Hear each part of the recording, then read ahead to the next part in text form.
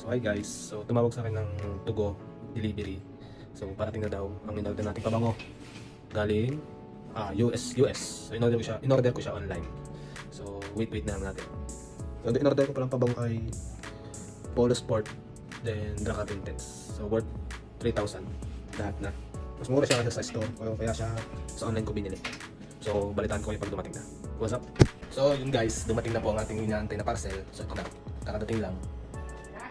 Nasa 3,500 pala ang binayaran ko dito. Mamaya pakita ko yung details. So yun yung binayaran ko na 3,417.72. So keep the change na para sa driver. Thank you ko yung deliver. Hi guys. So yun, buksan na natin tong package na to. Yan, ito po yung aking in-order sa online. Nakabango. So tingnan natin kung legit.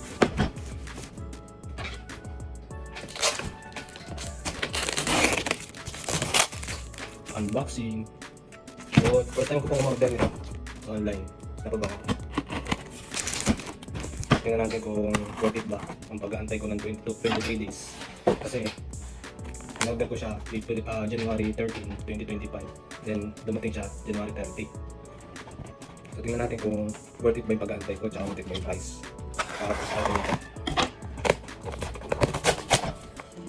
So, blind buying ako dun sa Dracar kasi di ko alam yung amoy yun eh. Pero yung Polo Sport, medyo alam ko yun. So naamoy ko yun sa mga store. Medyo pamilyar ako dun na mabango yun. Pero yung Dracar hindi ko sigurado. Kaya blind buy, na-hype lang ako.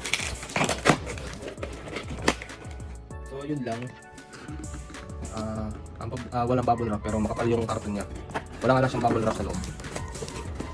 Ito na po yung order. So ano naman ito yan. Yung laman niya, may $5 extra coupon.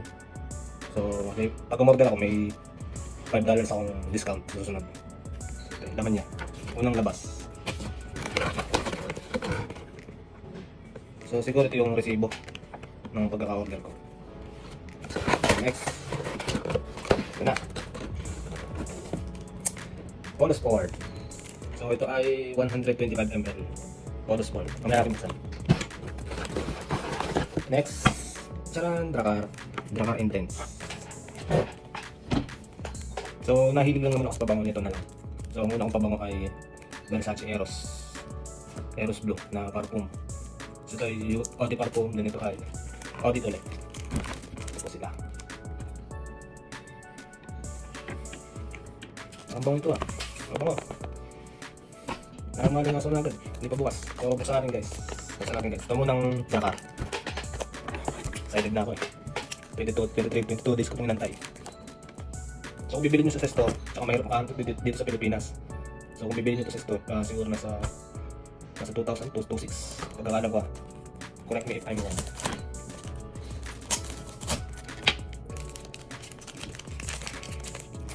Pwede sila yung plastic. Sayang naman.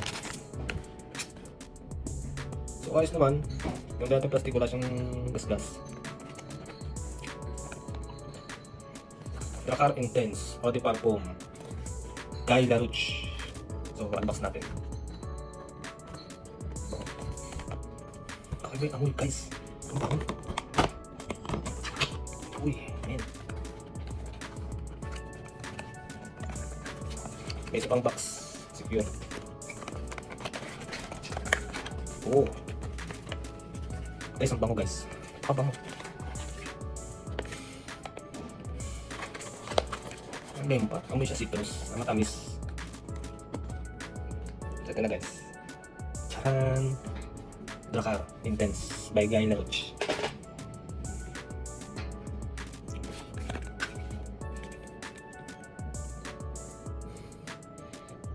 Mabango.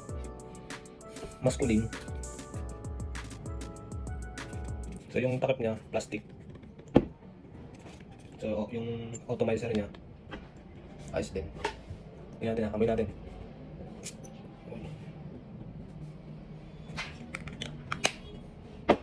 Guys, ito yung naamoy ko sa papa ko noon.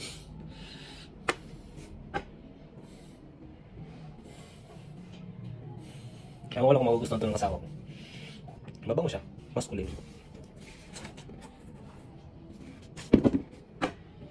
Tingnan natin yung dry down.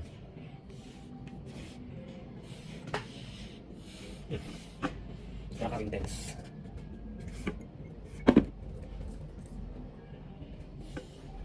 Bango. Bango siya guys. So, siguro ito yung pabango ng mga papa nyo. Parang gano'n.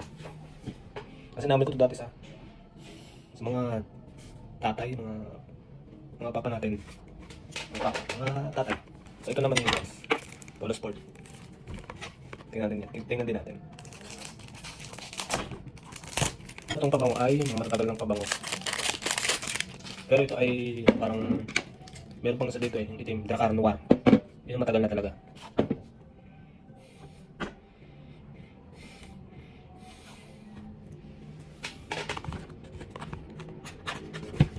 Guys, ito ni Polo Sport. Uy. Polo Sport.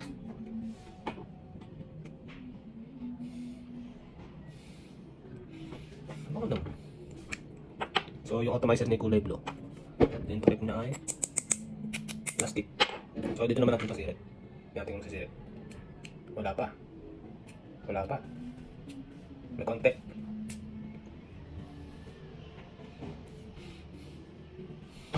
Polo Sport. Literal na Polo Sport.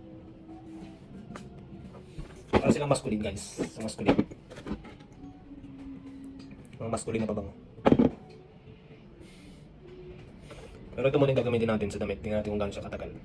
So, guys, Polo Sport, Dracar Intense. Siguro ito ay mga 8.5. Ito mabago talaga ito eh. Dracar Intense.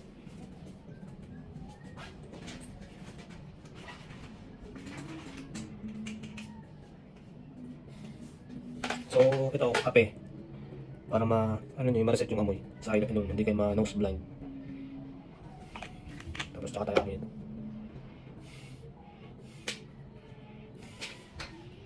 Pero di ko siya kung magugustuhan ito ng asawa ko. Let's see. Signature scent. Dracar Intense. Bye guys.